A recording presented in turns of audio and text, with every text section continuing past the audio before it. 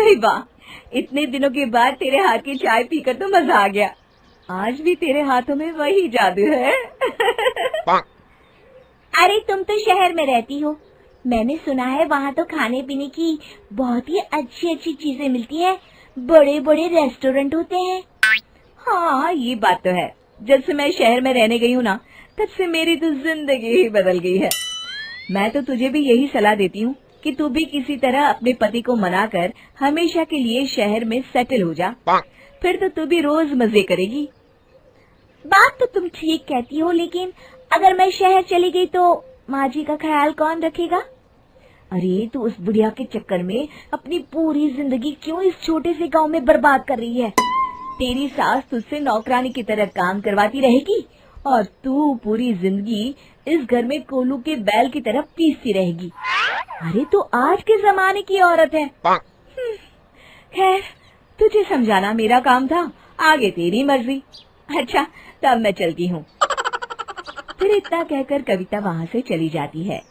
लेकिन कविता की कही गई बातें विमला के दिमाग में घूमने लगती है और वो शहर जाने के सपने देखने लगती है। फिर एक दिन, अरे बहू, आज तो मेरे घुटनों में बहुत तेज दर्द हो रहा है, जरा जल्दी आके तेल से मालिश तो कर दे। तभी विमला अपने कमरे से बाहर आती है और गुस्से में अपनी सास को जवाब देती है। अरे माँ जी, ये तो आपका रोज रोज का नाटक हो गया है। मेरी तो समझ में नहीं आता, आप मुझे अपनी बहू बनाकर लाई हैं या इस घर की नौकरानी? अरे बहू, आज तुझे अचानक क्या हो गया? मैंने ऐसा भी क्या कह दिया जो तू इतना नाराज हो रही है? बुढ़ापे में तो बहू ही अपनी सास की सेवा करती है ना। वो जमाना गया माँ जी, मैं आज के जमाने की लड़की हूँ। आज से आप अपना सारा काम खुद करिए। फिर इतना कहकर विमला वहाँ से चली जाती है। उसी शाम विमला अपने पति हरिया से हमेशा के लिए शहर में बसने की जिद करती है। सुनिए जी, कब तक हम इस छोटे से गांव में अपनी जिंदगी गुजारेंगे? अब तो राजू भी बड़ा हो रहा है, उसकी अच्छी पढ़ाई लिखाई के लिए हमें शहर में जाकर रहना चाहिए। अरे भाग्यवान, बात तो तुम एकदम सही कह रही हो, लेकिन शहर जाकर हम रहेंगे कहाँ?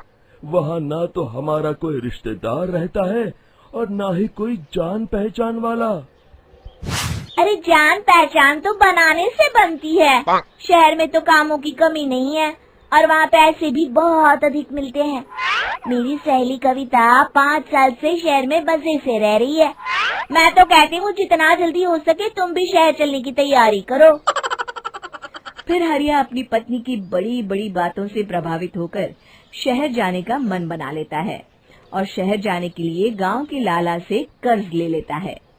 कुछ दिनों के बाद हरिया अपनी बूढ़ी माँ को घर में अकेला छोड़कर अपनी पत्नी और बेटे के साथ शहर चला जाता है। लेकिन शहर पहुंचकर हरिया को रहने की जगह ढूंढने में काफी परेशानी होती है। फिर बड़ी मुश्किल से किसी तरह वो एक छोटा सा कमरा किराए पर लेकर अपने परिवार के साथ रहने लगता है। हरिया रोज काम की तलाश में शहर भर में भटकता, लेकिन उसे कहीं कोई काम नहीं मिलता और फिर धीरे धीरे उनके पास बचे हुए पैसे भी खत्म होने लगते हैं और नौबत यहाँ तक आ जाती है कि उन्हें एक वक्त भूखा रहकर दिन गुजारना पड़ता है। एक रात हरिया पैसों का हिसाब करके अपनी पत्नी से कहता है, अरे भाग्यवान, ये कहाँ फंसा दिया तुमने? इस शहर में जीना तो बड़ा ही मुश्किल है। कहीं काम मिलना तो दूर की बात है, यहाँ के लोग तो सीधे मुंह बात भी नहीं करते। अब हमारे पास खाना खाने तक के पैसे नहीं बचे हैं। तभी वहाँ मकान मालिक आ जाता है। अरे भाई, मैंने तुम्हें कमरा देते वक्त ही कहा था कि मैं रोज के रोज पैसे लूंगा। 2 दिन हो गए, तुमने 1 रुपया भी नहीं दिया।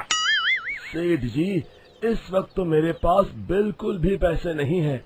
आप मुझे कुछ दिनों की मोहलत दे दीजिए, मैं जल्द ही आपको किराए के पैसे दे दूंगा। ओहो, इस तरह की बातें तो मैं सालों से सुनता रहा हूँ।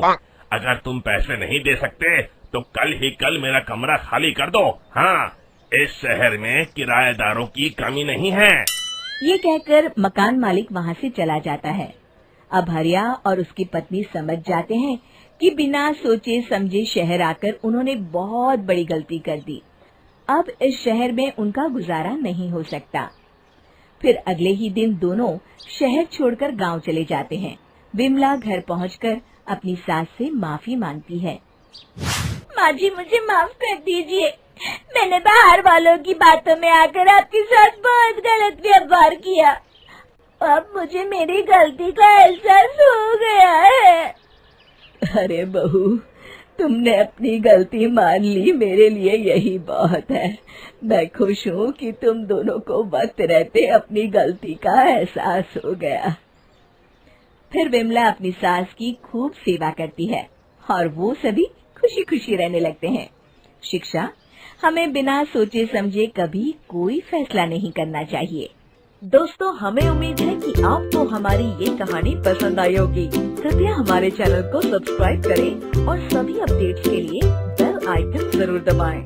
और हाँ, वीडियो लाइक और शेयर करना मत भूलिएगा।